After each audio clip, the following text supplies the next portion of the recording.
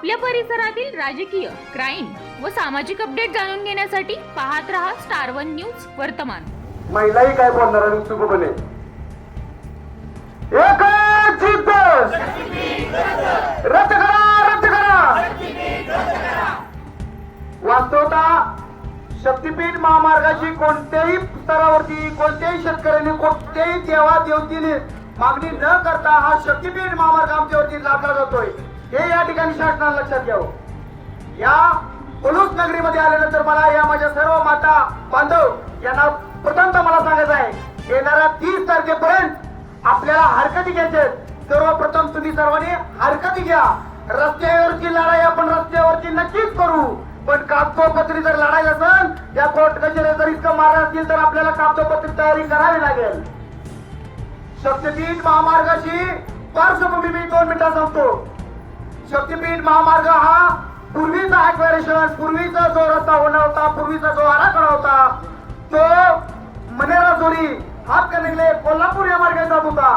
तो रस्त्याची लांबी रुंदी कमी असताना सुद्धा तर तो रस्ता त्या लोकांनी विरोध केला आणि तो रस्ता आपल्या बाजूला ढकलला आणि त्या रस्त्याची लांबी आणि रुंदी वाढली, क्षेत्रफळ जास्त गेलं. याचा अर्थ असा होतो शासनाला काही करून गोवा पासून नागपूर पर्यंत हा रस्ता करायचाच आहे आणि हा शक्तीपीठ महामार्ग तुमच्यावरती लादायचा आहे. याचा अर्थ शासनाच्या मनामध्ये काहीतरी काळबेर आहे. वास्तवतः शक्तीपीठ महामार्ग कोणासाठी चाललाय? हा सगळा महामार्ग अदानी आणि अंबानी यांच्या कशामध्ये या शासनाला घालायचा आहे. शासनाच्या लक्षात कसं येत नाही. आमच्या वास्तवता मागण्या काय आहेत, आमचं म्हणणं काय आहे की शासनाने या ठिकाणी लक्षात देण्याची गरज आहे. बाबांनो, आता आमचे पेरणीचे लागणीचे दिवस आहेत, ते सगळं सुगीचे दिवस आहेत, ते सगळं काही टाकून आम्ही मोठ्या संख्येने उपस्थित आहे. वास्तवता तुम्ही आम्हाला शुद्ध खत बी बियाणं मुबलकपणाने उपलब्ध करून द्या आणि स्वस्तात द्या. बाबांनो, चवड्यावरती मोठ ठेवून हजारो धान्याचं स्वप्न बघणार आमचा शेतकरी पेरल्यानंतर कळतं की ती पेरल्यानं धान्य ओरिजिनल नव्हतं, डुप्लिकेट होतं. दुबार पेरणीची आमच्यावरती वेळेची. मित्रांनो, काळाची पावलं ओळखा. या शासनाच्या लक्षात कसं काय येत नाही? कोविड सारखा प्रसंग आपल्याला सांगून गेला.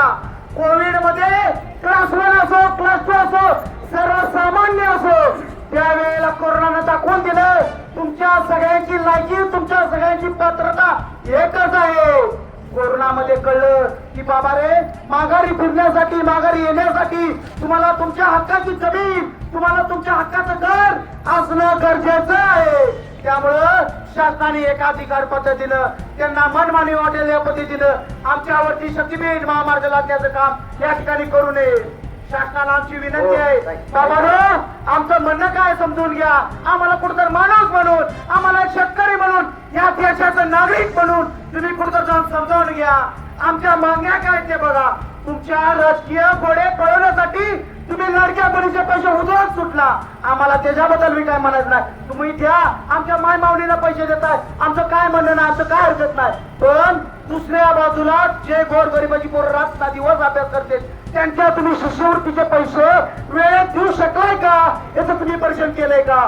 सारखी सारखी योजना तुम्ही बंद पाडली. अरे नालायकांनो, नीटची परीक्षा नीट घ्या.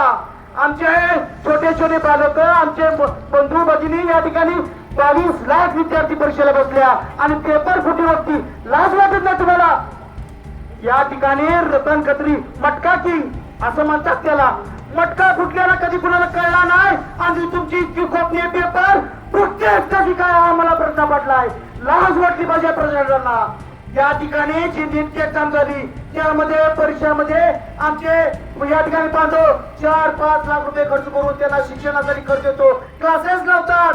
त्या ठिकाणी जे पैसे गेले तर नंतर एका माझ्या ताईने पत्र लिहिलं.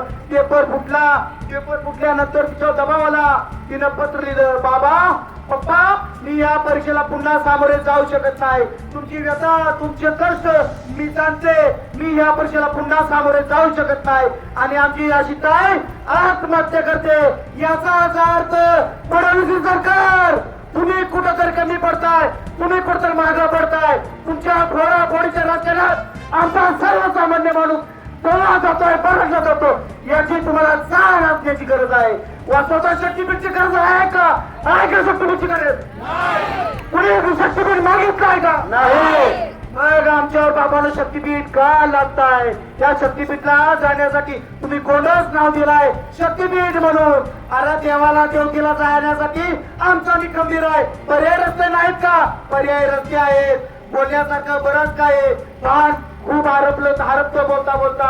या ठिकाणी परवा जो कडेगावला भव्य मोर्चा झाला त्या ठिकाणी डॉक्टर विश्वजित कदम साहेब, महेंद्र अप्पा, आमचे जितेश भैया या सर्व सर विशाल पाटील या सर्व स्तरावरील लोकांनी पाठिंबा दिलेला आहे. आमच्या गावातून माननीय अरुणांना लाड सुद्धा यांनी आम्हाला बघावं लागेल. आम्हाला हरकती घेण्यासाठी त्यांनी सांगितलेलं आहे.